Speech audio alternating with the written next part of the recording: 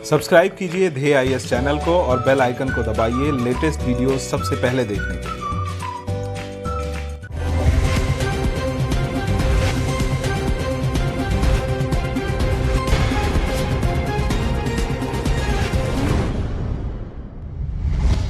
आज यानी 15 दिसंबर 2020 को भारत के पहले उप प्रधानमंत्री और गृह मंत्री सरदार वल्लभ भाई पटेल की 17वीं पुण्यतिथि है।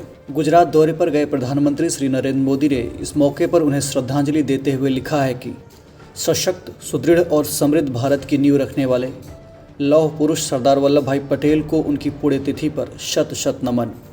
उनके दिखाए मार्ग हमें देश की एकता, अखंडता और संप्रभुता की रक्षा करने के लिए सदा प्रेरित करते रहेंगे। बता दें कि सरदार पटेल की जयंती को हर साल राष्ट्रीय एकता दिवस के रूप में मनाया जाता है। डीएनएस में आज हम आपको सरदार पटेल के बारे में बताएंगे और साथ ही समझेंगे उनके जीवन से जुड़े कुछ दूसरे महत्वपूर्ण पहलुओं को भी। आज़ादी की लड़ाई के मजबूत स्तंभ और भारतीय राष्ट्रीय कांग्रेस के अग्रणी नेता श्री वल्लभ भाई पटेल का जन्म 31 अक्टूबर 1875 को गुजरात के नाडियाड में हुआ था। वे बचपन से ही बहुत स्वाभिमानी स्वभाव और कुशाग्र बुद्धि के थे। हालांकि उनकी शुरुआती स्कूली शिक्षा में तमाम अड़चनें रहीं और उन्होंने 22 साल की उम्र में मैट्रिक की परीक्षा पास की। आगे की पढ़ाई के लिए उनका मन था कि वे इंग्लैंड जाकर वकालत की पढ़ाई करें, लेकिन पैसे की कमी के चलते वे तत्काल इंग्लैंड नहीं जा पाए। इसलिए उन्होंने भारत में ही कानून की डिग्री हासिल की और गोधरा में वकालत करने लगे। साथ ही वे अपनी उच्च शिक्षा के लिए धन भी जमा करते रहे। बाद में साल 1911 में वे लंदन गए और वहाँ मिडल टेम्पल इन संस्थान में वकालत की शिक्षा के लिए प्रवेश लिया। चूँकि पटेल कुशाग्र बुद्धि के थे, इसलिए उन्होंने 36 महीने का पाठ्यक्रम महज 30 महीने में ही पूरा कर लिया और अपनी कक्षा में पहला स्थान हासिल किया। इंग्लैंड से लौटने के बाद वे अहमदाबाद में रहने लगे।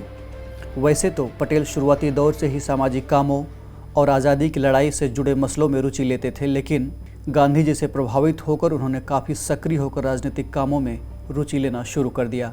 आज़ादी की लड़ाई में सरदार पटेल का सबसे पहला और बड़ा योगदान साल 1918 में खेड़ा संघर्ष में देखने को मिला।